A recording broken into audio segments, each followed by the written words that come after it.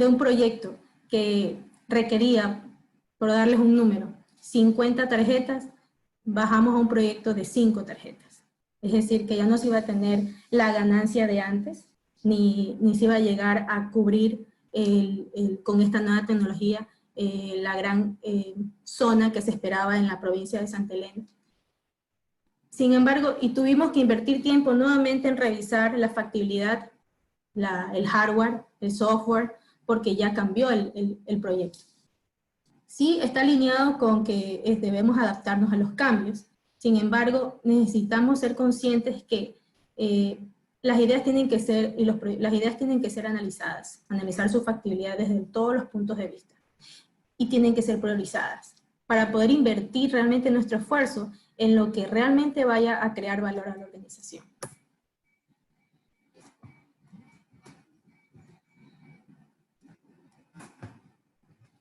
Entonces aquí les menciono un poco por qué se recomienda que sean priorizados los proyectos. Porque los recursos son limitados, como les mencioné, porque se debe escoger la opción que dé mayor beneficio, es decir, que cuando se analice la factibilidad se pueda tener una comparación entre cada uno de los proyectos y poder identificar cuáles, dependiendo del peso y los criterios de calificación, cuál realmente va a dar mayor beneficio y cuál es más prioritario.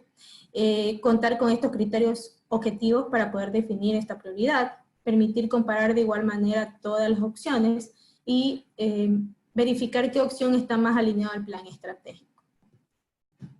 Este es un ejemplo de una tabla para comparar un poco lo que es la priorización y dar un puntaje o dar una calificación a cada uno de los proyectos.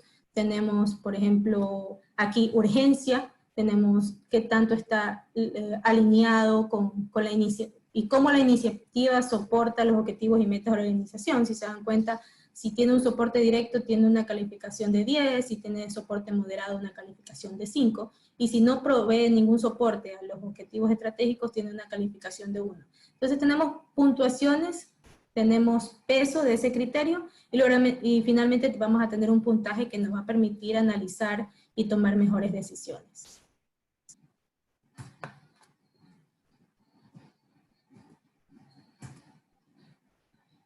Bien, como cuarto principio tenemos definir portafolio, programa. Es lo que les mencioné casi al principio de la conferencia. ¿Cómo se relacionan los proyectos? ¿Por qué no son aislados? Y la importancia de ser conscientes de que estamos manejando proyectos y no solo son actividades diarias o actividades operativas. Por eso es importante también conocer qué es un proyecto. En este caso, los proyectos son parte de programas. Estos programas, la importancia de ser parte de programas y portafolio que están orientados a los objetivos de la empresa y que los recursos se pueden utilizar, por ejemplo, se pueden utilizar de una manera eficiente. Si nosotros somos conscientes de que mi proyecto es parte de un programa, va a existir también un director de programas que va a poder evitar que hayan doble procesos, que los recursos no estén haciendo lo mismo en diferentes proyectos, que la información histórica de proyectos pasados nos sirva para los proyectos que estamos, por ejemplo, continuando una idea de negocio. Y este es realmente el valor de los directores de proyectos, cómo estamos alineados jerárquicamente en este punto de proyectos, programas y portafolio hacia la alta dirección de las organizaciones. Y podemos realizar una gestión más eficiente de recursos, tiempo, presupuesto. En este punto, por ejemplo, en el lugar donde yo trabajo, por no contar con una oficina de proyectos, lo que he identificado es que en diferentes áreas se están analizando o adquiriendo software que realizan casi algo similar. Entonces, si nosotros orientáramos, como lo que indica este principio, tener proyectos, programas y portafolio, es más, podríamos tener una inversión más inteligente.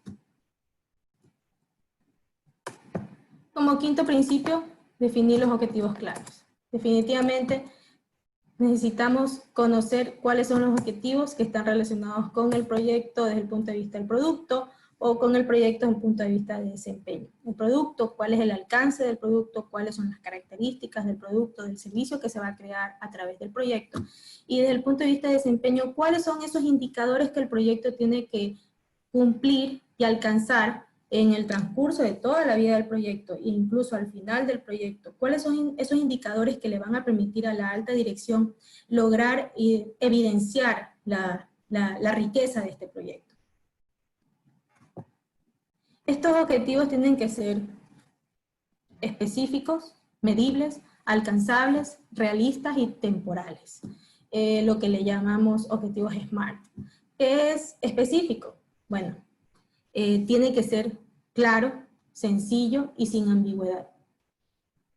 Lo que se refiere a lo medible es que tiene que generar, de alguna manera, poder valorar el cumplimiento del mismo. Que sea alcanzable, sí, tiene que ser alcanzable, quizás no imposible, pero sí tiene que generar un reto para el que lo está ejecutando. Realista, sí, adaptado a las capacidades, a los recursos, al personal que tienes, a la expertise que estás teniendo, o en tal caso que nos permita darnos un pie para poder saber qué personal necesitamos. Y temporal, bueno, tiene que estar sujeto a un tiempo, ¿no? A un plazo, a un deadline.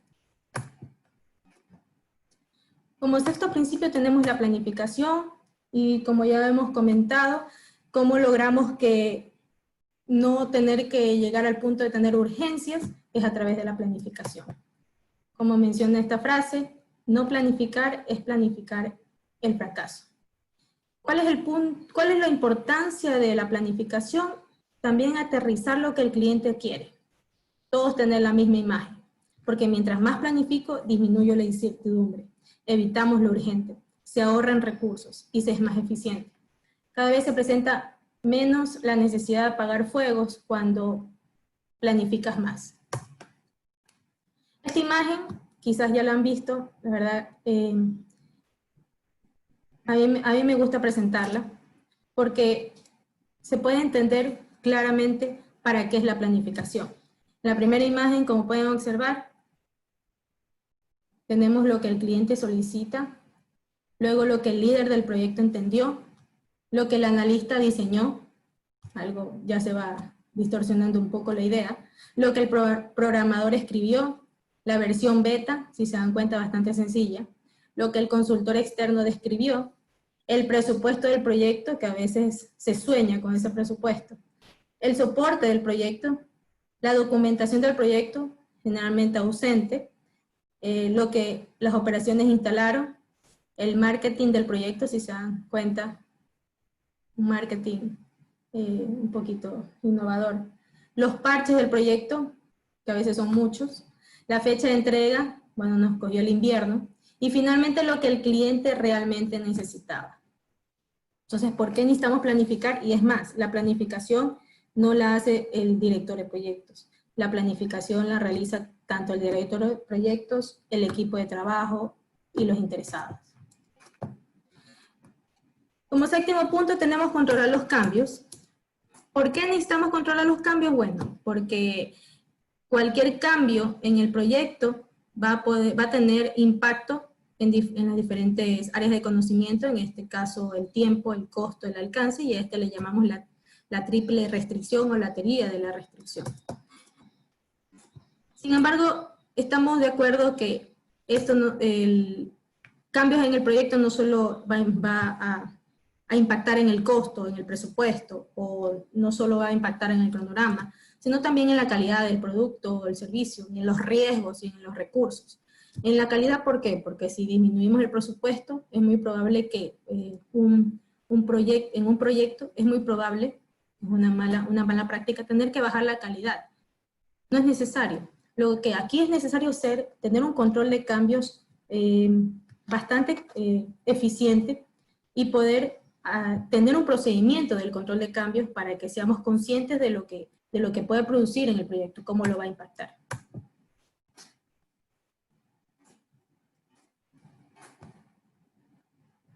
Y cada cambio tiene que ser documentado, analizado, aprobado con algo, siempre con la alta dirección. Como octavo principio, bueno, ya tenemos, ya estamos llegando casi al final. Potencializar las habilidades de los colaboradores. Este principio a mí realmente me encanta. Yo lo pusiera primero. Pero bueno, primero tiene que ir generalmente todo lo que esté alineado con la organización. Y potencializar las habilidades de los colaboradores debería ser un punto clave para las organizaciones. Como les había indicado y lo que vimos en el video, se apuesta como un driver principal de la economía de proyectos al personal y a sus habilidades. Porque las habilidades como liderazgo, proactividad, compromiso, todas esas habilidades no van a ser reemplazadas por una máquina, ni por la inteligencia artificial o cualquier otra. Entonces nosotros estamos llamados a poder reforzar esas habilidades y nosotros como directores de proyectos somos los que tenemos esa responsabilidad.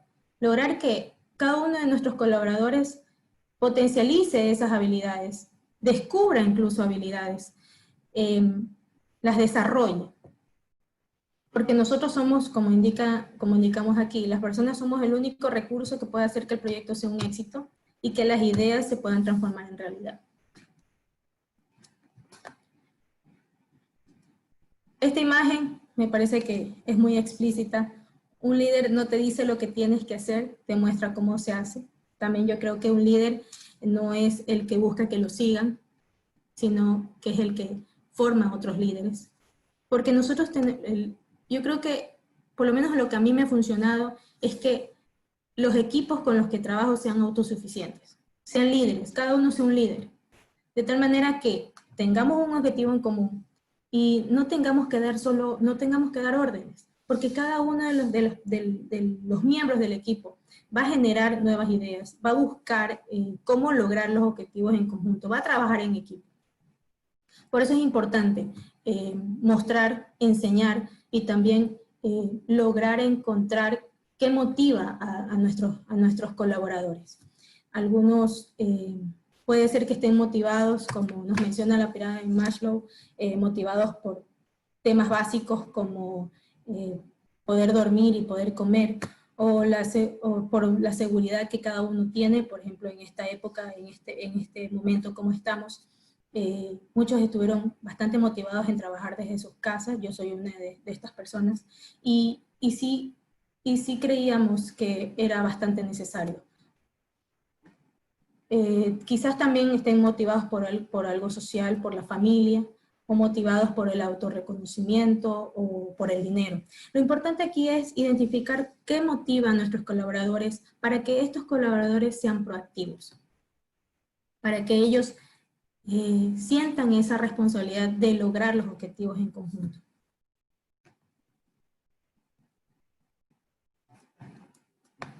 Como noveno principio, se recomienda que seamos proactivos. Ahora esta proactividad está alineada con el análisis de riesgo. El riesgo de no hacer la gestión del riesgo es el riesgo más grande, ¿sí? Cuando alguien desea algo, debe saber que corre riesgos y por eso el esfuerzo vale la pena. ¿Qué es el riesgo? Bueno, el riesgo es la probabilidad de ocurrencia de un evento o condición incierta, que puede causar un efecto positivo o negativo sobre el proyecto, sobre el sistema, sobre un proceso. Si es positivo se le denomina oportunidades y si es negativo se le denomina amenaza. Los riesgos de un proyecto se ubican siempre en futuro, porque no han pasado todavía. Es la probabilidad de que ocurra. Y la incertidumbre es el rango de resultados posibles dada la existencia de riesgos. Me gustaría que observen un poco cómo se estructura el riesgo. Entonces, sí, la causa podría producirse algo que me generaría un efecto. Entonces, si el día de hoy llueve, podría generar inundación en las calles, lo que generaría el mayor tráfico. de vehículos, por ejemplo. Lo importante de los riesgos, identificar es la probabilidad y el impacto. Lo primero es categorizar los riesgos, tanto positivos y negativos, realizar el análisis cuantitativo para poder priorizarlos, luego analizar cualitativo, perdón, y luego a realizar el análisis cuantitativo, cuál es el impacto el impacto por la probabilidad en dinero, para definir una estrategia sobre estos. Definir un plan de respuesta para disminuir la probabilidad de ocurrencia y un plan de contingencia para minimizar el impacto. Aquí lo importante es que me gustaría que se lleven es los riesgos son una realidad en todos los proyectos. Y lo importante aquí es identificarlos, categorizarlos y priorizarlos. Categorizarlos está relacionado a cualitativamente cuáles tienen mayor probabilidad y mayor impacto y pueden ubicarse en esta zona en rojo, como pueden observar aquí. Estos que generalmente están en rojo, ustedes van a poderlos categorizar con base a información histórica o con base a expertos que conocen que la probabilidad de que vaya a llover o la probabilidad de que vaya a haber una falla técnica en un equipo que genere que, por ejemplo, en un evento, la probabilidad de que vaya a fallar los equipos de sonido, que generen que el evento se retrase y por lo tanto se podría impactar en el cronograma del proyecto, del evento, o se podría impactar en el alcance del evento, ya que tendrían y en el presupuesto, ya que tendrían que adquirir nuevos equipos de sonido a última hora. Este riesgo que se tiene, lo importante es soportarnos para obtener esta información, tanto probabilidad como el impacto. El impacto que luego cuantitativamente lo vamos a poder observar ya en dinero, cuánto nos costaría que el evento de un congreso inicie retrasado, cuánto nos podría costar ya en dinero, y con su probabilidad en porcentaje podríamos cuantificar y analizar cuáles serían las estrategias. Si la estrategia es mitigar este impacto y realizar acciones que nos cuesten, no tanto con lo que nos costaría si ocurre el riesgo, o si luego aceptamos, asumimos el riesgo, asumimos esta probabilidad, y luego que se haga realidad el riesgo, tenemos un plan de contingencia, porque las contingencias son las reservas que se tienen ya cuando el riesgo se ejecuta, se produce, se hace realidad. Tenemos que tener un procedimiento que nos va a costar posiblemente, pero el objetivo de esta reserva de contingencia es minimizar el impacto de lo que podría producir el riesgo. Tenemos unos ejemplos, por ejemplo, que el evento del riesgo fue problemas con la interfaz, cuando indican que el plan de contingencia es darle la vuelta hasta que llegue la ayuda. El disparador fue que no se resolvió en 24 horas y el responsable es Juan. Aquí lo importante que me gustaría que se lleven es todo riesgo puede tener una acción positiva, negativa, puede costar, quizás no cueste, dependiendo del riesgo y dependiendo del impacto y la probabilidad del mismo. Lo que sí o sí siempre tiene que tener y que cada persona debe mapear es un disparador. Cuando se conoce que el riesgo ocurrió y quién es el responsable, no necesariamente de realizar la actividad de contingencia o la actividad la actividad previa, sino el responsable de que eso se ejecute. Tenemos otro ejemplo, por ejemplo, el mal funcionamiento de un equipo. Como plan de contingencia, ordenar una marca distinta, el disparador, el reemplazo no funcionó, y el responsable es Juan Carlos. Y finalmente tenemos como 10º principio, hacer seguimiento con indicadores. Bastante importante y también creo que es uno de los puntos que mayor relevancia le dan la alta dirección, ya que la alta dirección busca resultados y busca también un seguimiento del proyecto. Entonces pregunta, bueno, ¿cómo está el proyecto? ¿Cómo están los KPI, los indicadores clave? Entonces se recomienda tener un control bastante grande en las acciones, tanto preventivas como correctivas. Generalmente tener a la mano la comparación del estado del proyecto con las líneas bases de la planificación, realizar pronósticos. Podemos nosotros, una de las actividades claves que tenemos como directores de proyectos es poder predecir para tomar buenas decisiones y aportar a la alta dirección para que se tomen esas decisiones alineadas a los objetivos.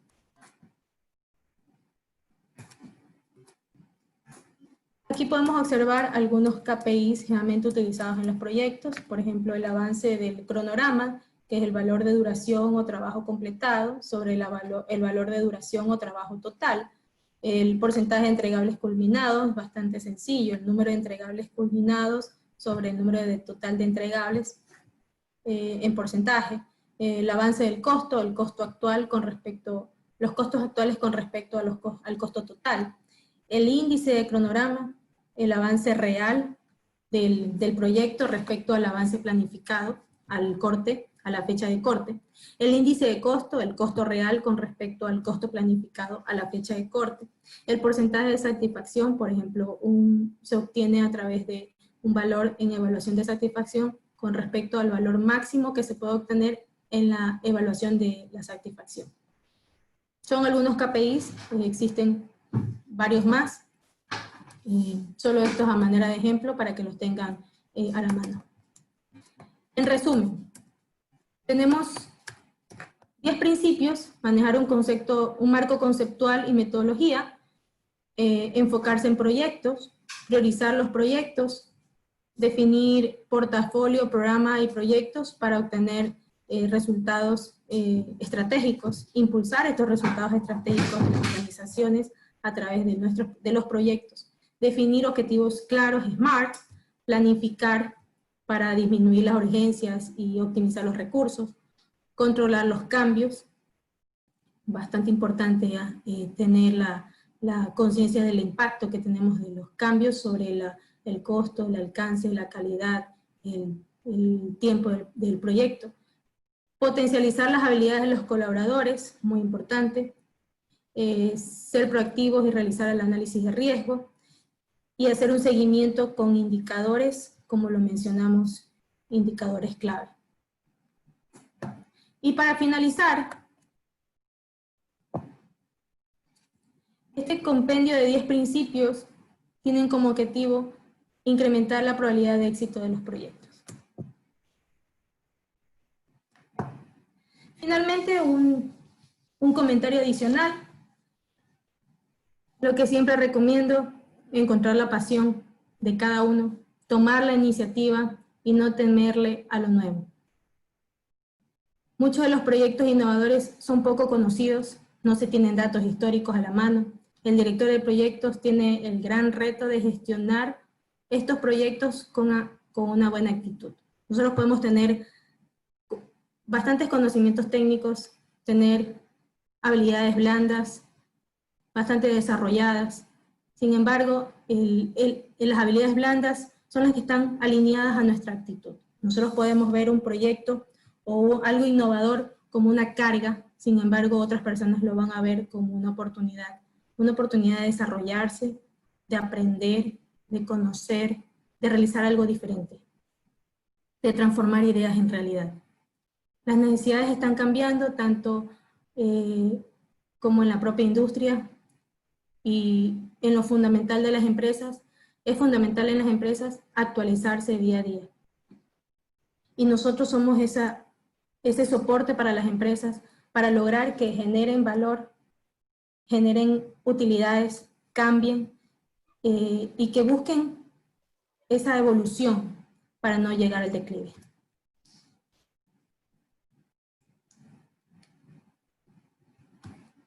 Esta frase me gusta mucho y con esto ya terminamos.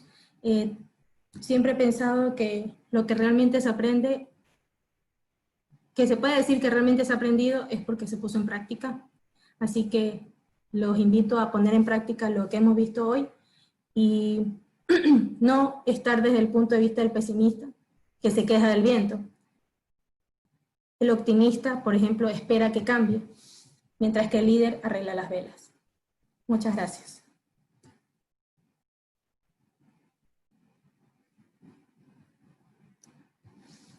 Si alguien tiene alguna pregunta.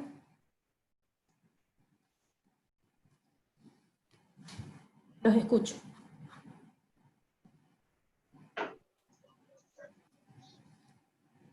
¿Nos podrían indicar si tienen alguna pregunta sobre el tema, por favor?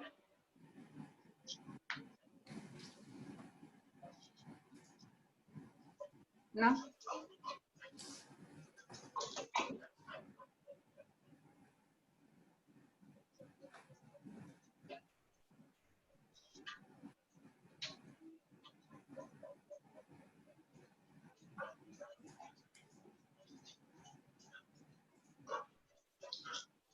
¿Estuvo todo claro? ¿Algún comentario?